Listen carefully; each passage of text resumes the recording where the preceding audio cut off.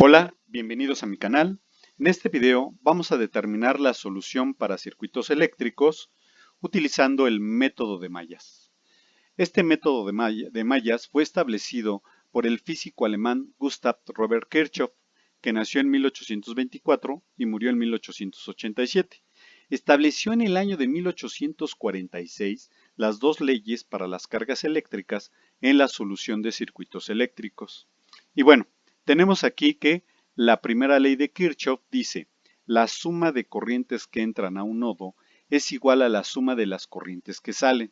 Entonces aquí tenemos nuestra corriente de entrada. Al llegar a este nodo, esta corriente se va a repartir en estas tres ramas. Vamos a tener aquí una corriente que vamos a llamar 1.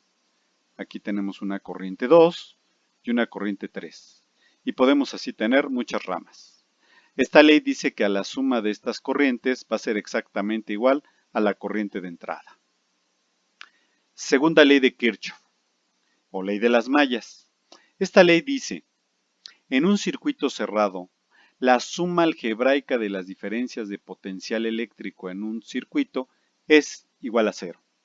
Entonces aquí tenemos nuestro circuito cerrado, una fuente de voltaje y tres resistencias.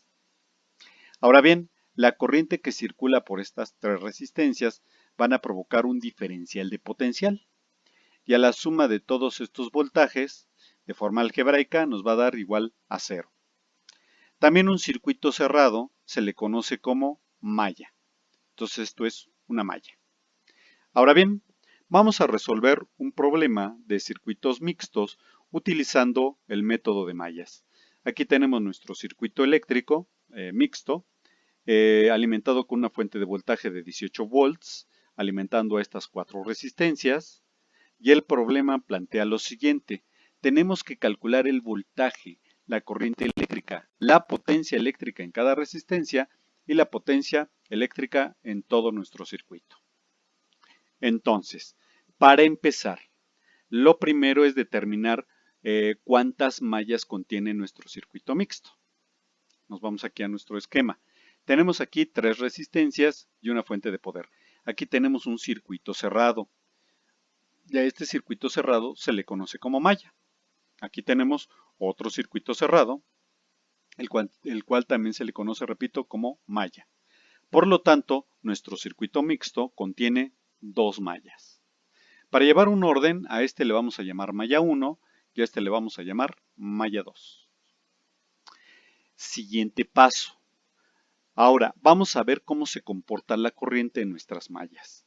¿Se acuerdan que aquí tenemos una fuente de voltaje, el cual es de corriente directa? Esto quiere decir que la corriente siempre va a ir en un solo sentido. Y en la mayoría de las veces le ponemos el sentido hacia el movimiento de las manecillas del reloj. Pero si ustedes designan que sea al revés, o sea, en contra del sentido de movimiento de las manecillas del reloj, está bien. No hay ningún problema si se escoge en el sentido de las manecillas del reloj o en sentido contrario. De todas maneras, el problema va a estar bien resuelto.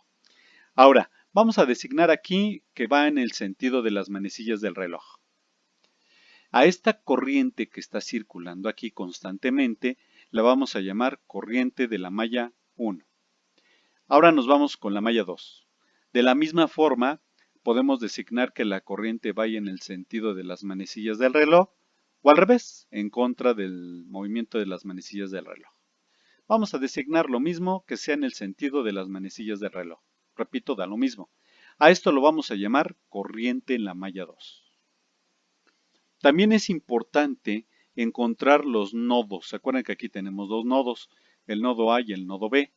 Aquí estos nodos determinan cuando tenemos aquí una corriente de entrada de tanto amperaje, parte de esa corriente se va a ir sobre esta resistencia y parte de esta corriente se va a ir sobre la otra resistencia. Y cuando estas dos corrientes se encuentren en el punto B, o sea en el nodo B, se van a volver a sumar y así sucesivamente vamos a encontrar todas nuestras corrientes para nuestro circuito. Pero eso lo vamos a ver más adelante. Siguiente aspecto que tenemos que considerar: siempre nos vamos a apoyar de la ley de Ohm, que dice que el voltaje es igual a la resistencia por corriente.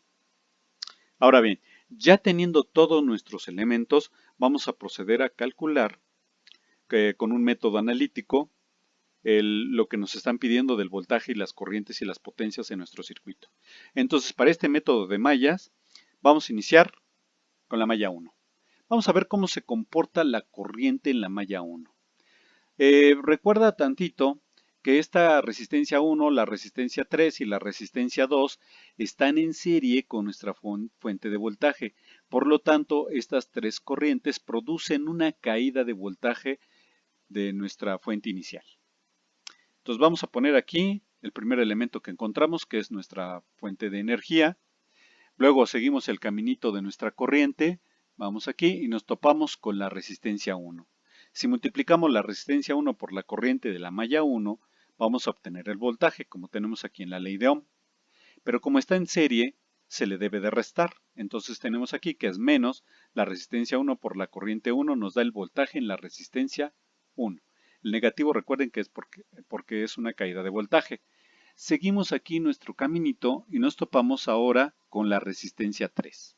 Entonces, al multiplicar la resistencia 3 por la corriente de la malla 1, vamos a obtener el voltaje en nuestra resistencia 3. Reitero, el signo negativo es porque es una caída de voltaje. Seguimos con el movimiento de nuestra corriente. Llegamos aquí y nos topamos con la resistencia 2. Entonces, si multiplicamos la resistencia 2 por la corriente de la malla 1, tenemos el voltaje en la resistencia 2. Es negativo, de nuevo, porque están en serie. Pero, si observas, la resistencia 3 es afectada por dos corrientes. ¿Sí? La corriente de la malla 1, que ya lo habíamos obtenido, que es esta, la cual tenemos aquí, que es negativo porque produce una caída de voltaje. Y la corriente de la malla 2, que también entra a la misma resistencia, pero en este caso va en sentido contrario, produciendo una subida de voltaje, como lo vemos aquí. Entonces, la resistencia 3 por la corriente, pero de la malla 2, nos va a dar un voltaje, el cual es una subida, por la corriente que va en sentido contrario al de la corriente de la malla 1 que tenemos aquí. Entonces, estos dos, por eso se van a restar. Ya tenemos, entonces, que aplicando la segunda ley de Kirchhoff, que la suma de los voltajes en una malla es igual a 0. Sustituimos valores. Tenemos que el voltaje total son 18 volts, menos los 10 ohms por la corriente I1, menos los 20 ohms por la corriente I1, menos 50 ohms por la corriente I1, más los 20 ohms por la corriente en la malla 2, igual a 0. Podemos sumar estos que son términos semejantes, que sería menos 50 I1, menos 20 I1 y menos 10 I1, y nos da un total de menos 80 de la corriente de la malla 1 más 20 de la corriente de la malla 2. Aquí tenemos nuestras dos incógnitas, nos pasamos del otro lado de la igualdad y por fin tenemos nuestra primera ecuación de la malla 1. Vamos a hacer el análisis de la malla 2, que va a ser exactamente igual. Nada más que aquí no tenemos fuentes de poder, no la vamos a considerar, no hay forma de considerar. Vamos a seguir el caminito de nuestra corriente de la malla 2, seguimos aquí y nos topamos con la resistencia 4. Esto significa que si yo multiplico la resistencia 4 por la corriente de la malla 2, vamos a obtener el voltaje en la resistencia 4. Aquí lo tenemos. El signo negativo, recuerda, es porque estas están en serie en la malla 2. Y cuando están en serie hay caídas de voltaje. Seguimos el caminito de nuestra corriente y ahora nos topamos con la resistencia 3. De la misma forma multiplicamos la resistencia 3 por la corriente de la malla 2 y obtenemos ese voltaje. Es negativo porque, repito, están en serie y hay una caída de voltaje. Pero lo mismo que pasa con la malla 1, ese pero es que la resistencia 3 ahora es afectada por la corriente de la malla 1. Si observas, la corriente va en sentido contrario, entonces va a producir una subida de voltaje, pero para la malla 2. Y aquí lo tenemos. Si observan, aquí están nuestros signos, se están restando porque las corrientes van en sentidos contrarios. Sustituimos valores, tenemos que van a ser los 30 ohms por I2 menos 20 ohms por I2, más los mismos 20 ohms, que es el de la resistencia 3, pero por la corriente de la malla 1. Esto es igual a 0. Realizamos esta operación y es menos 30 menos 20 nos va a dar menos 52 más 20 y 1. Ya tenemos por fin nuestras dos ecuaciones. La vamos a llamar así. Ecuación 1 para el de la malla 1, aquí la tenemos, y ecuación 2 para el de la malla 2. Aquí tenemos ya en estas dos ecuaciones concentradas, tenemos dos incógnitas, así como dos ecuaciones. Por lo tanto, a esto se le conoce como ecuaciones simultáneas. Para resolverlas y encontrar las corrientes de la malla 1 y de la malla 2, vamos a disponerlas de la siguiente forma, como se ve aquí. Y a esta la vamos a llamar ecuación 1 y a esta la vamos a llamar ecuación 2. Si recuerdas, para darle solución a ecuaciones simultáneas tenemos varios métodos. Es el de suma y resta, el de sustitución, el de igualación, el de Cramer, el de Gauss, etc. Vamos a utilizar aquí el método de sustitución. ¿Se acuerdan que para este método vamos a escoger cualquiera de las dos ecuaciones? Es indistinto. Yo voy a escoger la ecuación 2. Aquí está. Ahora, de esta ecuación tenemos que despejar cualquiera de las dos variables. Yo voy a escoger la I1. Entonces, esta de menos 52 pasa del otro lado, sumando, y ya tenemos 52 es igual a 20 por I1. Este 20 está multiplicando, pasa dividiendo y nos da que 50 entre 20, el total es de 2.5. Por lo tanto, la corriente en la malla 1 es igual a 2.5 por la corriente de la malla 2. Ya con esta ecuación la vamos a sustituir en la ecuación 1, que sería donde está la corriente de la malla 1. Sustituimos en este espacio y nos da que es 80 por 2.5, nos va a dar 202. Ya tenemos, y observando bien aquí, que estos dos son términos semejantes, por lo tanto se pueden restar. Entonces 200 menos 20 nos da 182. Despejamos de aquí la corriente de la malla 2 y nos va a quedar que es 18 entre 180. Realizando la operación, ya tenemos que la corriente eléctrica en la malla 2 es de 0.1 amperes. Por fin ya tenemos nuestra corriente de la malla 2. Para encontrar la corriente en la malla 1, podemos escoger esta ecuación, la ponemos aquí. Vamos a sustituir la corriente de la malla 2 aquí, en I2, y nos da que 2.5 por 0.1 amper, finalmente nos da la corriente eléctrica en la malla 1 que es de 0.25. Ya tenemos la corriente de nuestras dos mallas. Vamos a ponerlas aquí en nuestro circuito para que se pueda visualizar mejor. Tenemos aquí que la corriente la habíamos designado en el sentido de las manecillas del reloj para esta malla 1, la cual ya tenemos ahora sí la corriente.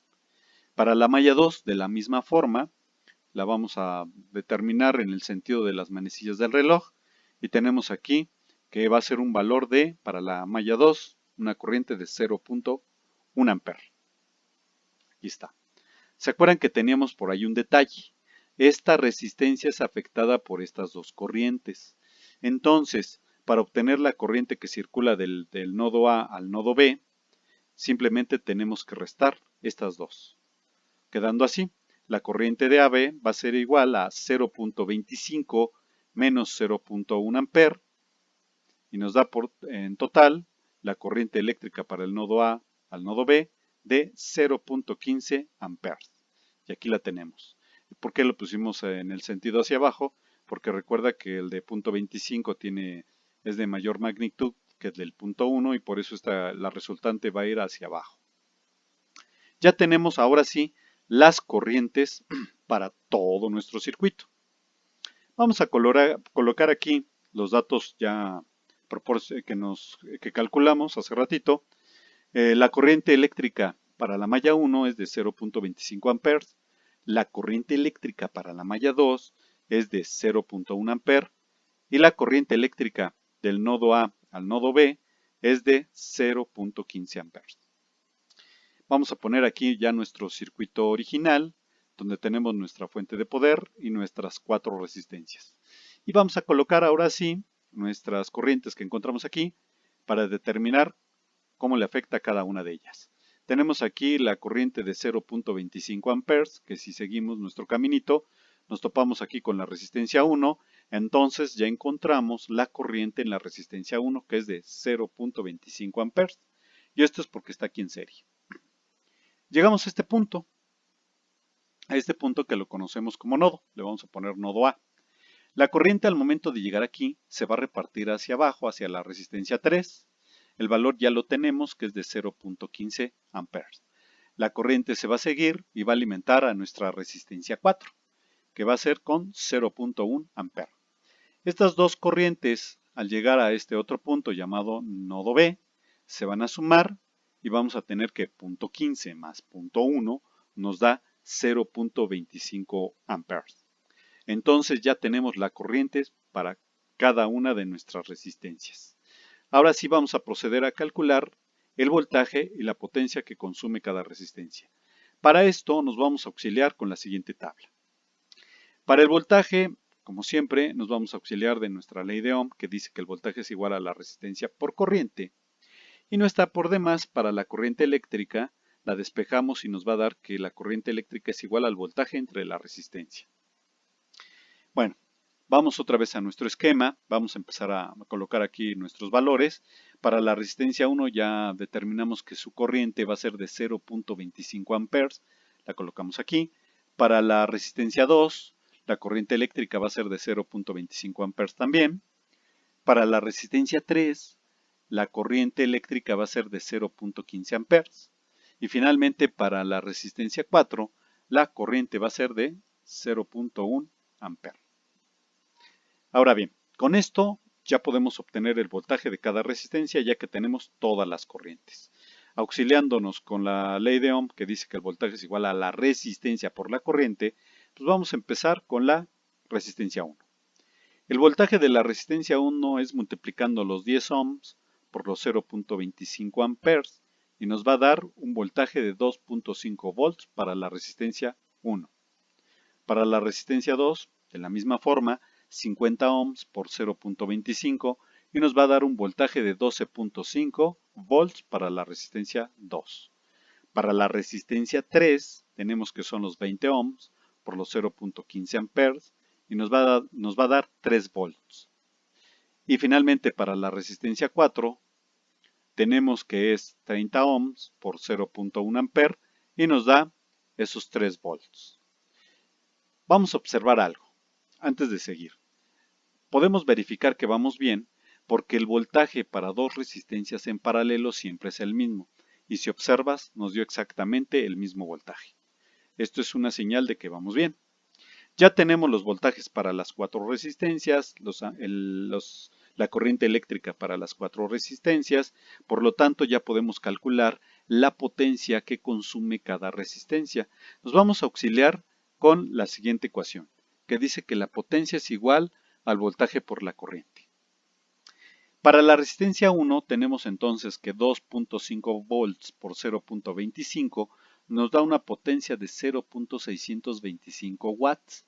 Esto quiere decir que esta resistencia está consumiendo 0.625 joules cada segundo. Para la resistencia 2 es multiplicar los 12.5 volts por los 0.25 amperes y nos da una potencia de 3.125 watts para la resistencia 2. Para la resistencia 3 es 3 volts por 0.15 amperes y nos da 0.45 watts. Y finalmente 3 volts por 0.1 amper para la resistencia 4 nos va a dar 0.3 watts. Ya tenemos ahora sí la potencia que consume cada resistencia. Para encontrar la potencia que consume todo nuestro circuito, solamente tenemos que sumar estas cuatro potencias. Y nos da un total de 4.5 watts. Quiere decir que todo nuestro circuito consume 4.5 joules cada segundo.